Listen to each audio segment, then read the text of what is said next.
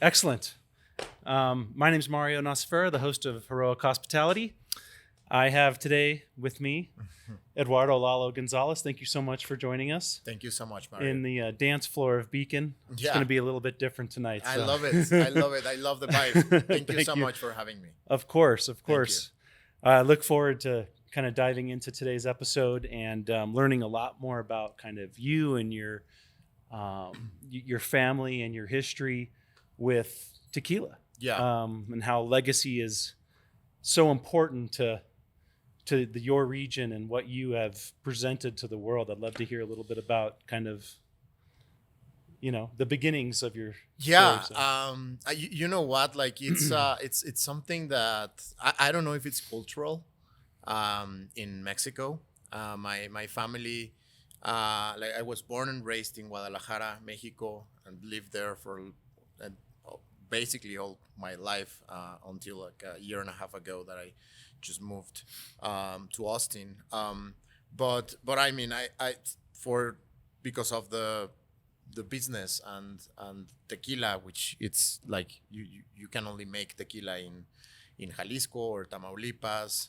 It's kind of like the champagne of Mexico, and I have to go like back and forth just for business wise, and my family is there to visit them. So I don't know if it's a cultural thing, but I think that honoring a legacy or honoring what your father or your grandfather was doing in the past, it's something that is very important in the Mexican culture. Sure. I don't know in the American culture, but it's important because we are very attached to what we do. I think that probably in the US is kind of like more detached on, like, if you have a company, you build a company, you sell the company, and then you start all over. In Mexico is more like, this is my baby, and I build this, so my son is gonna continue, and then his son or his daughter, he is going to continue. And I'm assuming that's your story. So it's kind of like my story. I mean, it's not exactly like the way it worked, but I to be honest, like with all the backstory of my family and just seeing and looking at my father and my grandfather did what they did in the industry, I thought that I had a good chance of honoring them, not by doing the exact same they were doing, but just by taking the pieces that I really, really loved from them and trying to apply them on what I'm doing right now.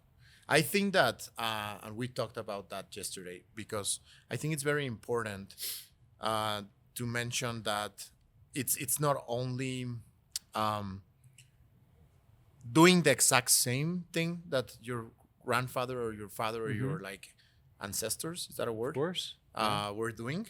It's about honoring what you loved about them, and that's legacy for me. That's continuing a legacy for me. And in my case, my grandfather, he loved the agave fields. Like, he loved the agricultural. Maybe you should tell side. The listeners what. Yeah, my grandfather was Don Julio González, and my father created a brand in honor to his father that was called or is called Don Julio. Sure. So I mean, that's kind of like a big shoes to fill. Very big shoes to fill. Right. What are some of the values that you associate with legacy when you think back on your father and grandfather? I think that from my grandfather, the most important value, it's how humble he was. I think that that's something that I learned from him, and I'm trying to apply in every single thing that I do. And then from my father, I think that the value of excellence and premium, and in a way of being disruptive and innovator in the industry. I think that that's another value that I'm trying to follow. the passion for storytelling of my father, and the passion for the agricultural side and the and how humble he was. Sure. Yeah.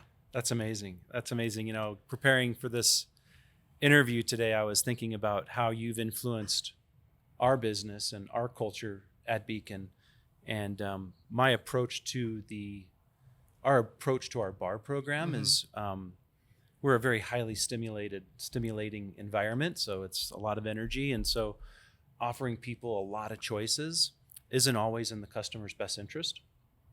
So what I've done with our program is offered very limited choices, but highly like thoughtful and curated choices. So when people do pick a spirit, it's been thought about, tasted, and compared against others in their kind of classification.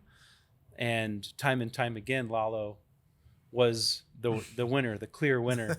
And so we offer one premium silver tequila on our back shelf, which is Lalo. And so thank you so much for influencing our business in such a positive way. And that's flattering. And yeah, thank you. Of course. Yeah, of course. And it's basically the foundation of Lalo is that bringing something different to the industry, thoughtful, and focusing on just, in our case, on the Blanco, right? On the tequila Blanco, which I think which is it's kind of like a unique approach. Very unique. Tell us about that. So when I was developing the brand with David, my childhood friend from Guadalajara, we Are were you business partners? Business partners. Yeah. Currently still. Yes. Okay. Yeah. Great. Yeah. Great. We're three founders. Jim from Austin, David, his husband, Okay. and me. So we're three. Great. And David is from Guadalajara, about the same age as me, and we were talking about like doing this. You don't mind if I? Yeah, of course. Please. Please. Let's Yeah. start. So when we were just thinking about doing this, I was like, let's just do it different, and let's just like honor the spirit by not only doing a tequila that is properly made and that it's additive free, but let's do it just to honor the agave. And honoring the agave is the way I'm honoring both my grandfather and my father. And why is that? Because the agave is such a beautiful plant that stays there for such a long time, waiting to be harvested. And the harvest is about 12 years. Well, the cycle of the agave, if you think about the full cycle of the agave, it's about 10 to 12 years. And I'm saying that because you have to wait 3 years until the mother agave sprouts. Salud. Cheers. So you have to wait on the third year of the mother agave, the small pops sprout from the side of the mother agave. That's the third year that you can harvest the small pops and replant them into a new like agave field, right? So that's on the third year of the mother agave. So those are like 3 years, and then you have to wait up to 5, 6, or 7 years, depending on like many things in the environment, to wait until this pop grows and it's ready to be harvested, or is fully mature to be harvested. So then you're adding 5, 6, or 7 years. So 7, 8, 9, or 10 years, it depends. And then once you harvest the fully mature agave, you have to wait up to 1 year to let the land rest. So you're adding 1 more year. So you're talking on a full cycle of the agave of something between 9 or 12 years. So it's a lot. Yeah. So this plant has to be honored. And what we have seen lately in the market is that because of the tequila boom, like people is just harvesting agaves that are not ready to be harvested, and that is harming the industry. that is allowing, or not allowing, but that is like driving the companies to use artificial like how do you say, flavors Yep. or additives into the final product to fix the faults on the process, Understood.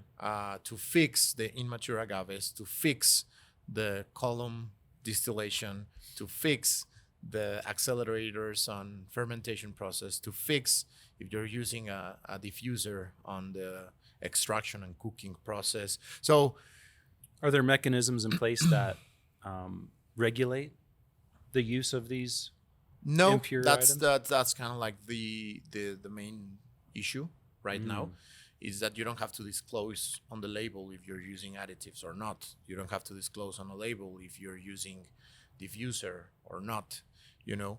And I'm not against that. I'm just trying to. I'm just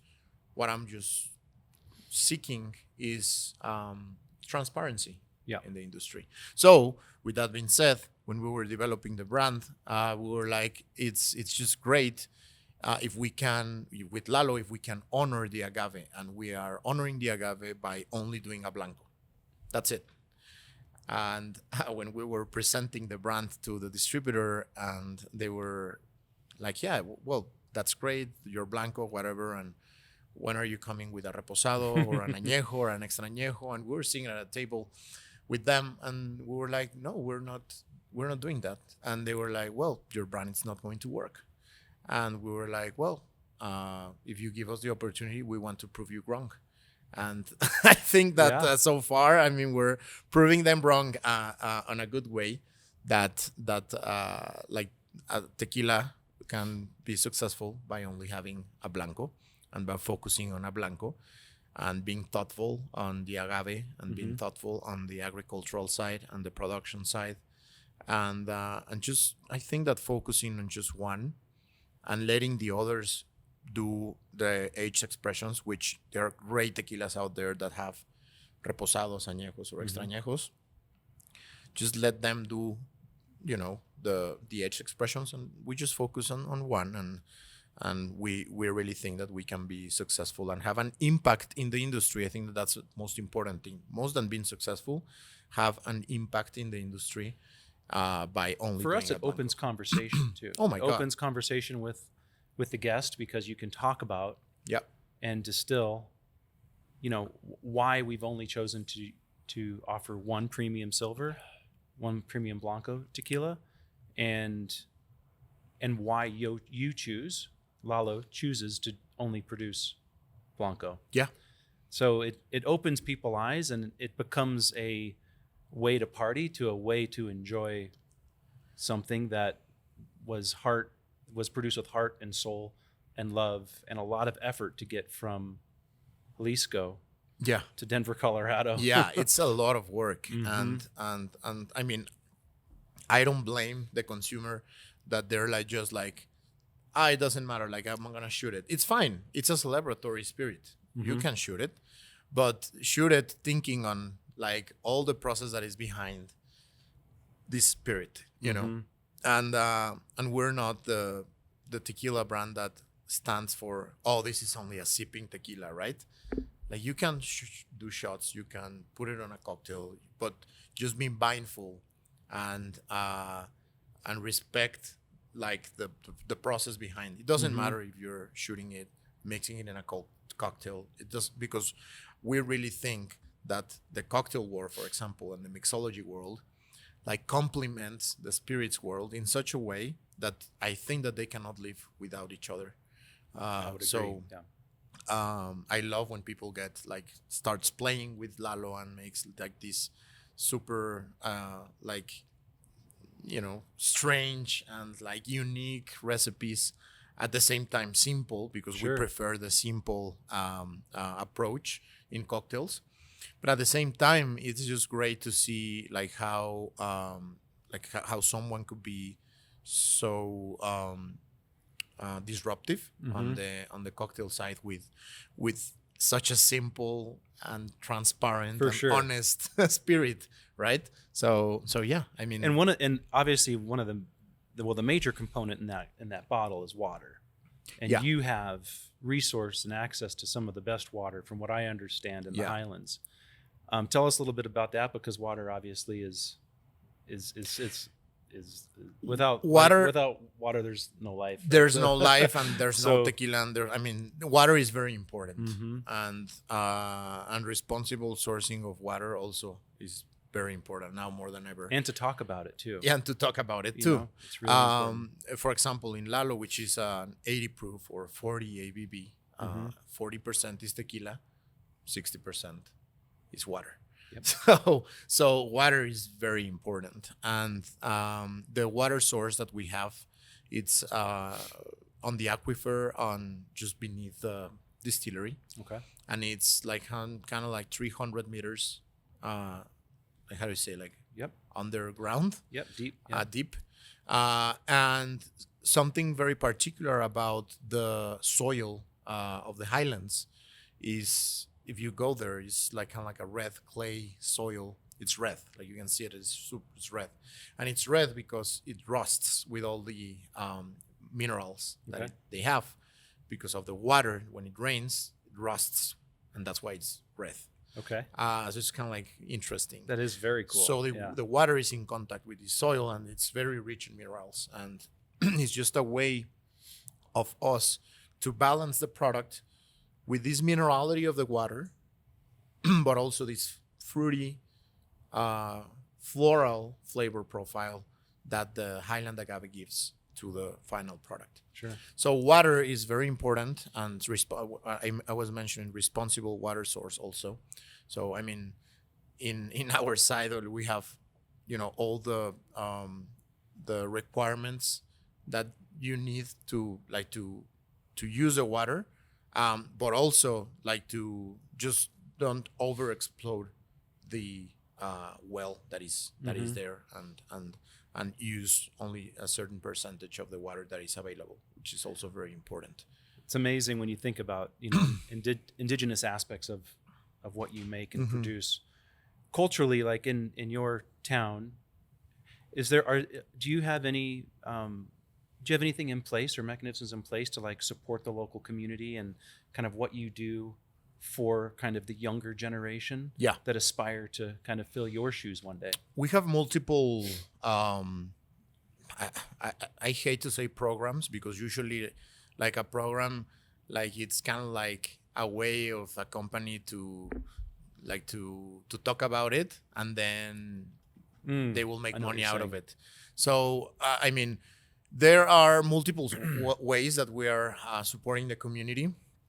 The first one, and the most simple one, is that we only source our agave, and on the distillery side as well, it's covered by the same umbrella. Okay. This umbrella is called the Socially Responsible Company Certificate, which basically the Mexican government gives to companies that take care of the environment, the people, and the suppliers in a certain way that is like way above the like, how do you say, like the market? Okay. Way above the market. So that's one way. Like your inclusion of the community, or what you offer? It's everything. both, It's or just all of it. everything. So they oversee the way you pay like the employees, the way you use the waste of the farming side and the distillery side. What's And a good example of that? I'm curious. Like I mean, the spent agave. so there's a waste of the tequila from the tequila process that is called vinazas, and then it's kind of like a toxic like liquid that it's a remaining from the distillation process that it doesn't like add to the final product. Okay. The opposite, like it has like toxic alcohols. So there are ways to clean these called vinazas and give it back to the earth as water. So we do that with a third party company that they pick up the vinazas and they treat the vinazas so that you can use it as water for like the crops around Understood. town. Okay. So that's one. The other one is the remaining of the fibers of the agave, of the cooked agave. Like there are different ways of using the fibers and make it one compost for natural organic fertilizers in the future. But then another percentage is that we use it so that companies can do like straws out of the fibers and all those kind of stuff that help on bio-friendly products. I don't know if I explained myself. Of course, it was great. So those are Sorry, examples. that derailed us from the Yeah, and those are examples local cultural of like kind of like the ecologic side. But the other one that is, I think, it's very very important and very, very compelling. We have a program of supporting it's a non-profit in Arandas, which is the town where the distillery is. So this non-profit has a institute that gives physical, mental, and nutritional therapy to people in need. Okay. And they don't pay anything. So I think it's the only institute or like clinic that is on the region that like helps all the towns around Arandas. Amazing. And people go there and they have. Can you tell us what it's called again? It's INADEG. It's Instituto para el Desarrollo. INADEG. Maybe we can put this in the notes. Yeah. So INADEG, it's Instituto para el Desarrollo de los Altos de Jalisco. Yeah, it's a long name, but it's INADEG. I can just write it for you. Sure, that'd be great. So that's kind of like another way of us giving back to the community in a good way. So we have a program that on certain events in the US that it's legal for us like to give away product. We ask them instead the of final like, product. the final product, we will give the product away to certain events or like private parties or private I don't know, weddings or something like that. Okay. And then they will not pay us the product. Like we'll just giving away the product, but they will pay the non-profit Awesome. like directly. That's amazing. So it's kind of like a way of like us opening channels of funding for this non-profit, and I mean it's a way of us like giving just back to the community, which is very important. I think that, I mean, me being from Jalisco and was born and raised there and running around the agave fields and being just at the distillery and just looking at everything, I see, and we can talk about like the backstory of my grandfather, how he started, because I see him in every single member from farming to like final sales. So I see him there. So it's for me, it's very important that we give. It's amazing. The I just got goosebumps. Yeah, it's very cool. It's true, it's very cool. And it's something that I think that many companies they don't look at. I don't blame them because they didn't live what I lived. Yeah, and we were talking about legacy earlier and the values associated with legacy, and what you just explained and distilled for us is just inspirational on every level. So, and it's inspirational for me. It's because, I mean, my grandfather, he was born in a poor family, and at the age of 7, he decided to work and to help his family as a janitor at a tequila distillery. 7. So he didn't went to school, only for a few months.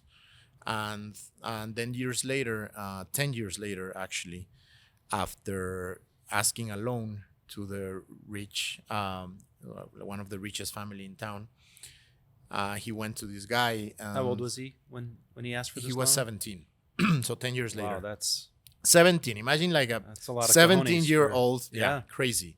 So he went with this like wealthy guy in town, and he was like, I'm gonna buy a distillery and you are giving me the money and I'm gonna pay you back, but I'm gonna need the money from you. And the guy was like, what? A So 17-year-old at kid. 17-year-old kid. So he bought his first distillery near Atotonilco, like his hometown, and he started distilling and making tequila at 17 years old. Did he have a mentor? Distillery. Your grandfather? That's a great question, and I think that like his mentor was his uncle, and was kind of like the one that he was like kind of like pushing on, like, hey, you can do it, you know.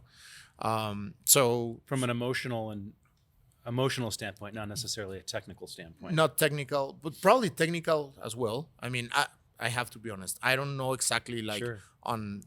at which level Sure. it was like Well, a mentors mentorship, have different, but share different faces. So. but yeah, I mean, at that point at 17, he lost his both parents. So I mean, same, like he was taking care of his family at 17. Yeah. So anyway, so he started making his own product in 1942 at the age of 17. And going fast forward 45 years later, obviously, like there was a lot of opportunities, and he grew a lot in the industry. And he had, like, at that time, like his own brand that was called Tres Magueyes, that he created from 1942, like 3 years later in 1953, I guess. And then in 1987, we were celebrating 45 years of my grandfather as a tequila producer. And it's recently my grandfather had an aneurysm.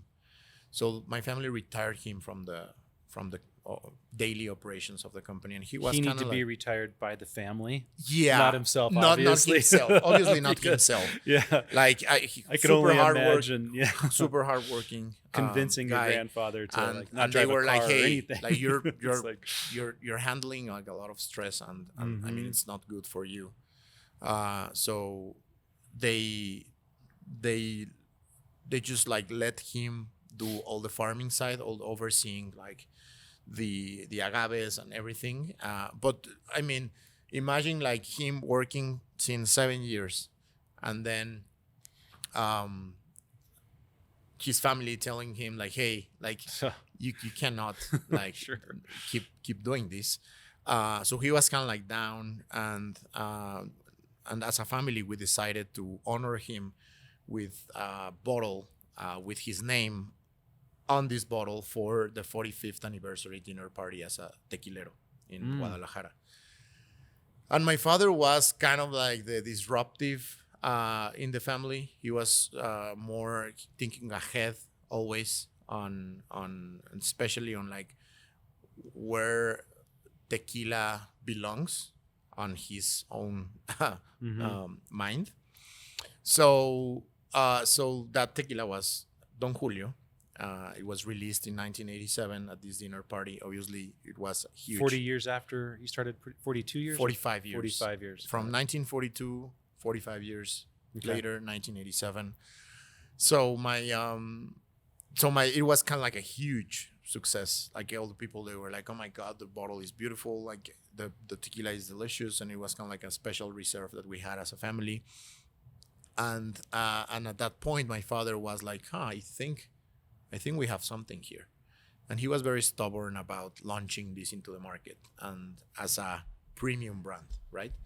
Let's just go back and think about tequila in the 80s, Right. early 90s, with a terrible reputation, right? Warm in the bottle. Like warm in a bottle like the mezcals, but especially like tequila was only like for, especially here in the US, it was just for shots and just to get wasted and to have like the worst, or to forget what I was like living through at that point in my life. And then at the next day I was like, oh my God, I will never do tequila again. And the worst hangovers, the passed out experiences were with tequila. I mean, it was a cheap spirit. So my father was very stubborn about launching this, and my grandfather was like, you're crazy, this is not going to work. And my father was like, well, I guess crazy is good. And I really think that the consumer, and it's not their fault, But he was like, I really think the consumer don't understand because no one has come to the market and explained them what's the deal with the agave, what's the craft behind tequila, what's the charm of production of tequila, like everything, right? Everything that I was explaining to you at the beginning.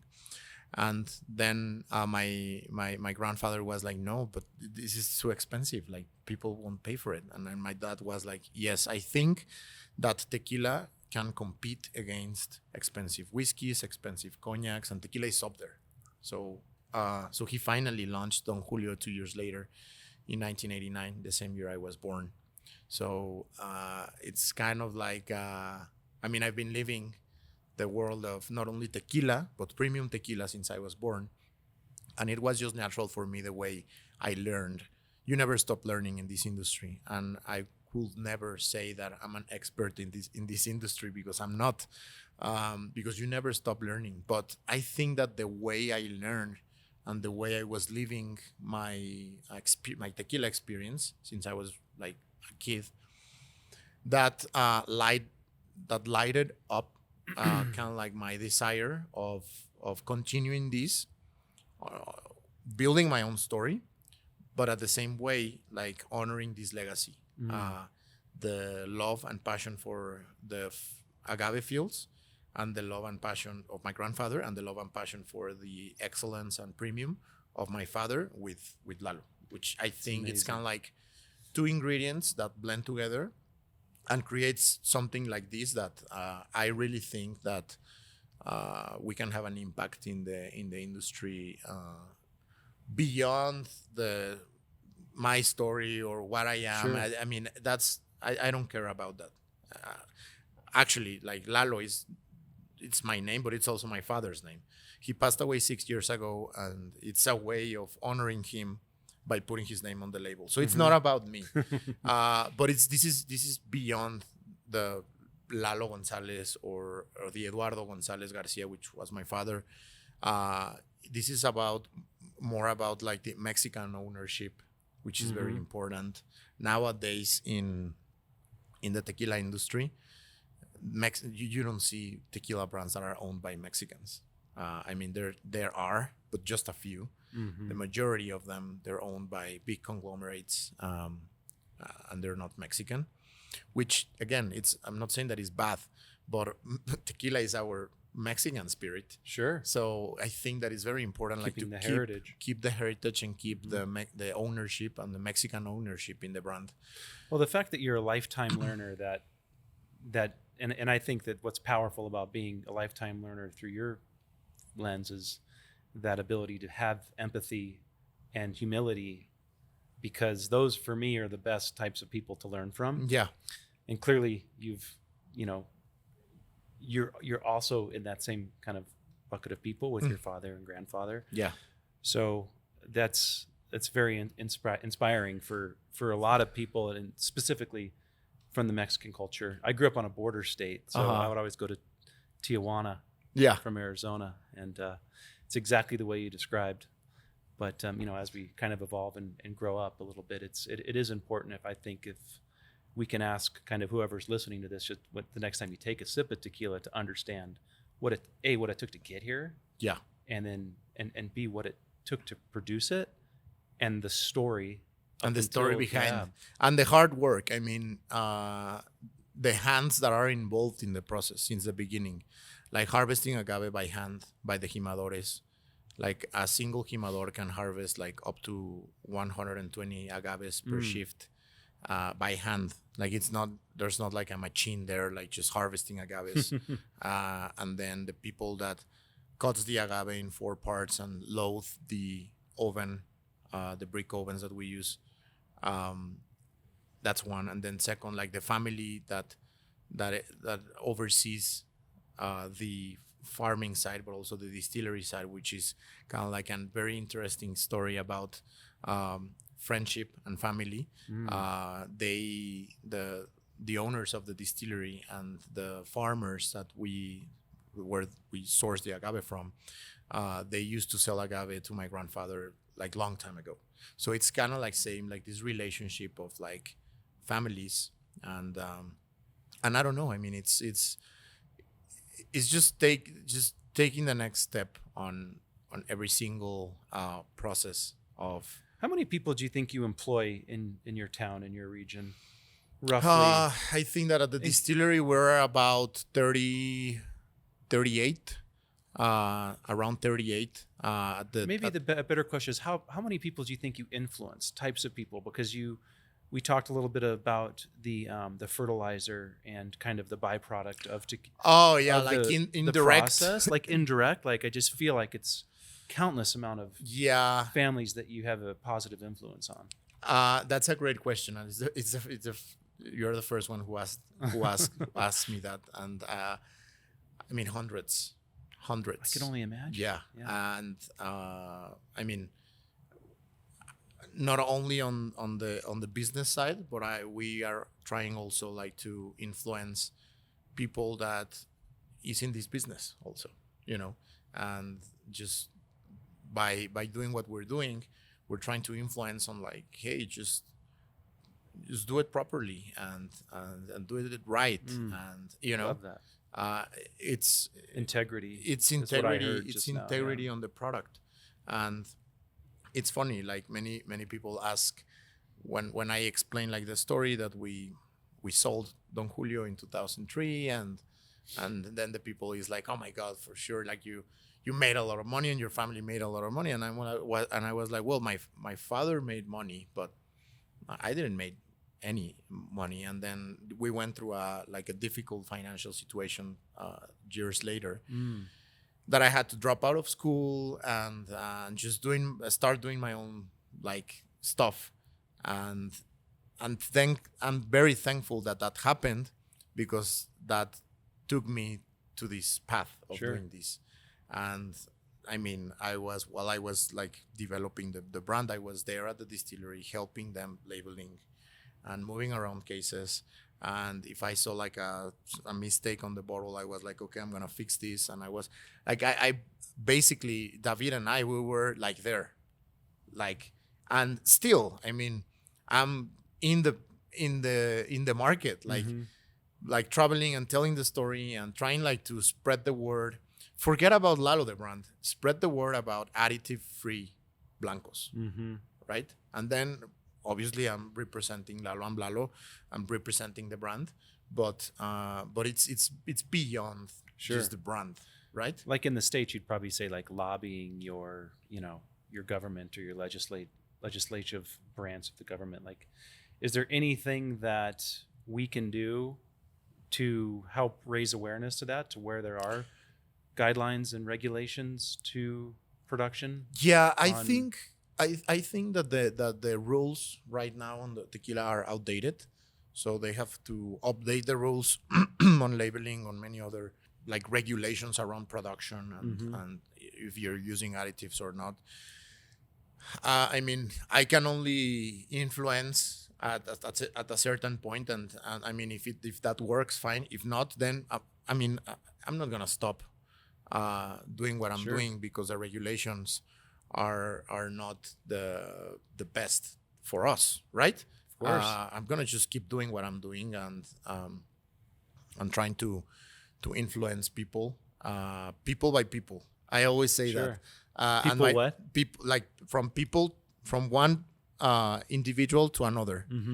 Like it's kind of like the old school way of spreading the word of mouth. Sure. But that's what my father taught me. Like it's a funny story. As Mexicans, you get very nervous when you're crossing the border, right? Because like they ask you questions of what are you doing here, and we're like, well, we're Mexicans. We're kind of like we came here for shopping and to spend our money. We live here too. But anyway, it's just a kind of like a thing that always happens with Mexicans. Like, you get nervous, and even if you're not doing something wrong, you get nervous because they will ask questions, right? The agents. But it's so funny because they ask you all the time, like business or pleasure. And if you say pleasure, is just like you're good to go, right?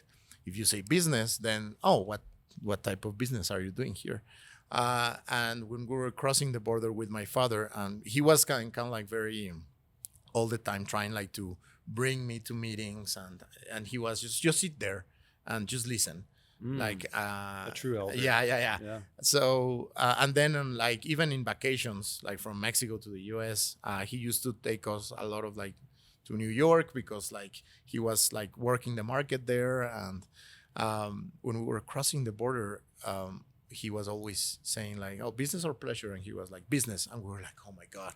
Like then they will start asking questions, and then he was like, no, you're on a mistake. Like you don't have to be worried, because you need to tell the story of what you are doing and who you are in every single chance that you have. And this is a chance for me to tell what the agent the story of what I'm doing. And I was like, that was kind of like one of the lessons that I learned from him, that every single chance you have to tell your story, just tell it and just spread the word. And that will have an impact on the people you're talking to, because you're leaving them something. You're not, because at the beginning I was like, oh, but you're bragging, that you're Don Julio González son, and he was like, no, don't like mix things. Like I'm not bragging. I'm just saying who I am, and I'm telling my story. And then if it's impactful for them, they will tell the story, and it will spread. So it's kind of like another lesson that I learned from my father, of like just tell who you are in a humble way, and then like the storytelling starts, Wow. just the same way you were saying, like just having a blank only, and the way we're doing it starts a conversation, right? Well, if the conversation already started, then tell your story, and you will you'll have more impact on the people you're talking to. Well, I think that's a great way to kind of leave leave the listeners, because I'll tell you that that way of being and thinking doesn't cross my path often enough. So I just want to say thank you so much for taking the time out of your busy schedule. I know you're in Colorado for a short period of time. Yeah, you got a big schedule, and no, I'm excited. I'm so thankful. Thank you so much for having me. And you'll always be here. Yeah, whether you like it or not, behind our bar. So yeah, no, thank you so much. And hopefully you can come by on Friday night and dance, shake a little bit. Yeah. My wife is here, so good. I can't wait to meet her. Yeah, and a great dinner last night. Thank you. Really appreciate the words and offering, and I appreciate the opportunity to be here. More, maybe visiting you. Yeah, I've been to Austin Oaxaca, or I haven't in Guadalajara. Been to I can't wait to go. Perfect. I can't wait to go. Thank you so much. Thank you so much, Mario. Yeah, appreciate it. Thank you.